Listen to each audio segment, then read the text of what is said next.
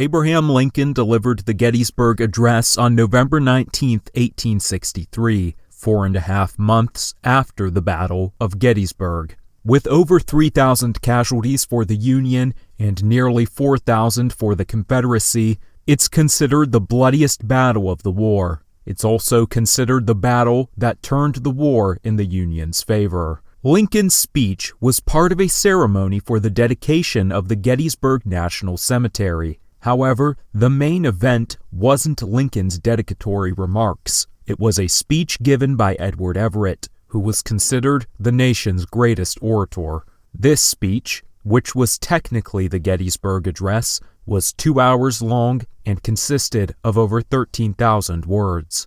After some music, Lincoln gave his remarks. His speech lasted only 2 minutes, consisting of 272 words. There are mixed accounts of how the speech was received. Some accounts say it was a wild success, while others say it was met with confusion, and many say Lincoln himself considered it to be a failure. Reactions from the press fell along partisan lines. The Springfield Republican claimed that Lincoln's address had outshone Everett's and said, "His little speech is a perfect gem, deep in feeling, compact in thought and expression, and tasteful and elegant in every word and comma." Another Republican-leaning paper, the Chicago Tribune, read, "The dedicatory remarks by President Lincoln will live among the annals of man." In contrast, the Democratic paper, the Chicago Times, said of the speech, "The cheeks of every American must tingle with shame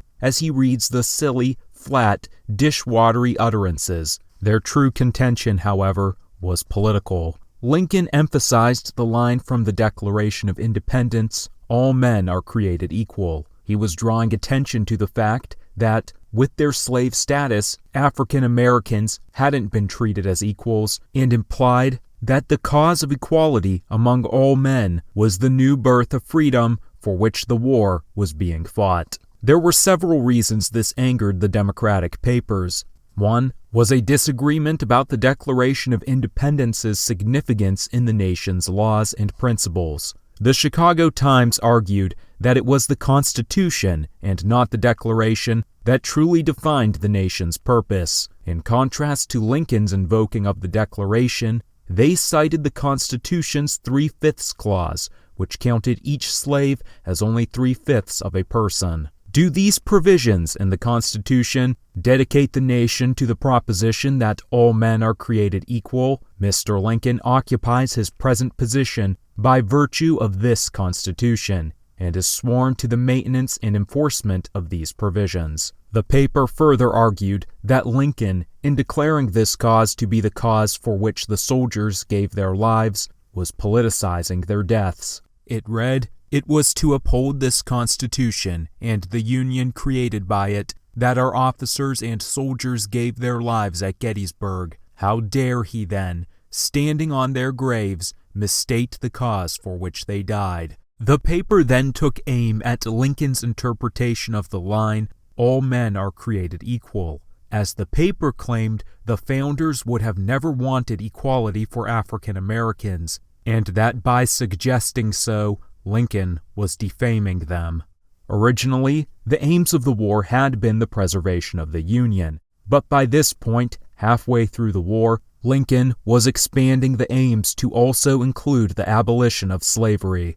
Though many in the North embraced the cause, with some even being dedicated to it before Lincoln, others believed it was a gross distortion of the war's purpose. The Harrisburg Patriot and Union, another Democratic paper, read, "We pass over the silly remarks of the President. For the credit of the nation, we are willing that the veil of oblivion shall be dropped over them, and that they shall be no more repeated or thought of." One overseas paper simply called the speech dull and commonplace. Beyond partisan newspapers, there were several accounts of how eyewitnesses in the crowd reacted. These give the impression that the some 15,000 people in attendance generally felt positive, though there are contradictory accounts. The negative accounts are focused not on the speech's content or the message, but its length. Sarah Myers was 19 when the address was given. Decades later, she recalled the day. "I was close to the president and heard all of the address, but it seemed short. There was an impressive silence." She compared it to the silence at a Quaker prayer meeting. There was no applause when he stopped speaking. This account is in contrast to the New York Times account, which stated that there was a long continued applause afterwards, and that during the speech, Lincoln had been interrupted by applause 5 times. It's worth noting, the New York Times was a leading Republican newspaper. Benjamin French, who'd helped in organizing the event, had written that Lincoln's every mere movement at Gettysburg was met with a hurricane of applause, and that it was no cold, faint shadow of a kind reception, but a spontaneous outburst of heartfelt confidence in their president. French was a Republican and a Lincoln supporter. However, these remarks are taken from his diary rather than any public newspaper where he might have had a reason to exaggerate the people's love for Lincoln. Another positive account came from future Democratic Congressman Joseph A. Golden, who was then just an 18-year-old schoolteacher. He reflected favorably on the speech and said it had inspired him to enlist in the United States Marine Corps in the following months. Businessman William R. Rathbone was just 9 years old. He says he and some other boys had maneuvered their way through the crowd until they were only 15 feet away from Lincoln. He describes how he listened closely to every word, but that being a 9-year-old, he couldn't recall any of it afterwards. He did, however, give a sense of the loyalty he and his peers felt for Lincoln. Speaking of the speech, he said, "Had any of my companions spoken slightingly of it, there would have been a junior battle of Gettysburg then and there." Despite these positive accounts, historian Shelby Foote's research found that the immediate response to the speech was lackluster. Like Sarah Myers, Foote described the applause as delayed, then scattered, and barely polite. Lincoln wasn't the main speaker, so it's likely no one expected he'd speak for long, and certainly not as long as Everett. But a speech of only 10 sentences may have been a surprise, especially because many had shown up solely because Lincoln was going to be there. There was also no expectation that Lincoln would give an unusually short speech, as, despite the modern perception, he wasn't known for short speeches. By the time Lincoln finished, many hadn't even realized he'd started. According to Foote, the speech was so short that one photographer didn't even get a chance to take a picture and left feeling robbed. Though the crowd may have expected more from the president, his speech was perfectly in line with the original request, which wanted him to formally set apart these grounds to their sacred use by a few appropriate remarks. Perhaps the most telling reaction to the speech came from Edward Everett, the man who'd spoken before Lincoln, and who, as mentioned, was the most popular orator of the day. The two had a rocky history. Though Everett, like Lincoln, was a strong Unionist, he believed Lincoln was too extreme and too inexperienced.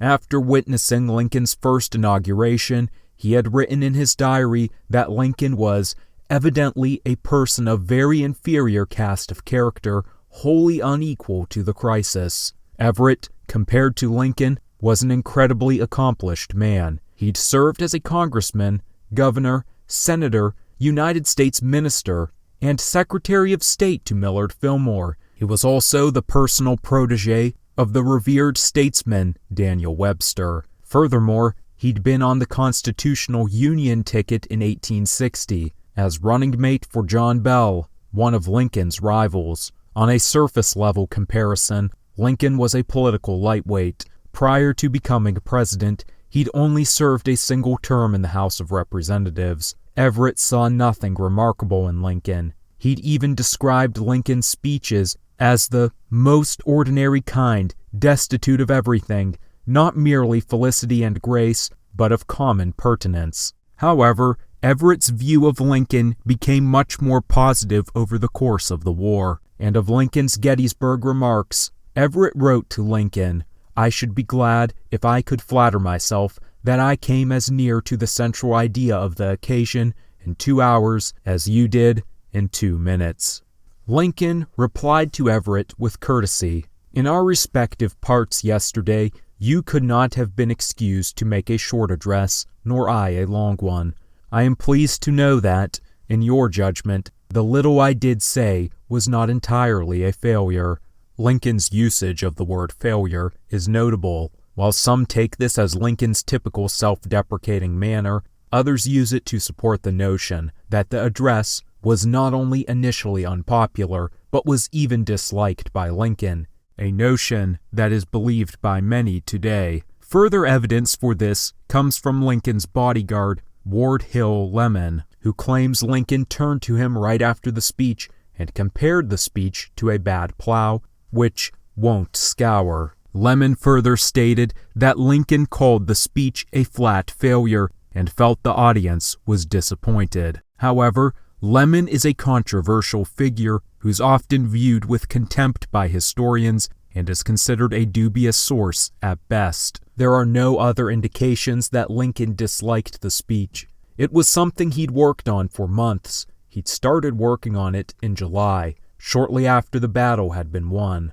Some have suggested that if he did dislike it in some way, it's that, being a lawyer and politician and knowing the importance of words, he wished he could have written another draft before giving the speech. If stories of the lackluster response to the speech are to be believed, then this might be the most probable reason for Lincoln's supposed disappointment, and it's unlikely he disliked the speech itself. Another possibility is that Lincoln didn't feel confident in his delivery, as he was likely suffering with a mild case of smallpox at the time and was said to appear ill and almost haggard. Many historians agree, however, that in the speech's content, Lincoln achieved exactly what he set out to do: to invoke the Declaration of Independence's importance, define it as the cause of the Union struggle, and give the nation going forward this cause to rally behind. The address was popular during the remaining years of the war and reprinted and redistributed throughout the North. However, at the time, it was hardly as significant as it would become. It may have been a well-liked speech, but the expectation of Americans and of Lincoln himself was that it would simply be one of many. However, with Lincoln's assassination only a year and a half later, it became the last great manifestation of the ideology which drove Lincoln during the Civil War. For more videos like this, consider subscribing to the channel. To show your support and have your name featured in the credits, consider making a donation on Patreon of either $2, $5, or $15 a month. Patreon link in the description below.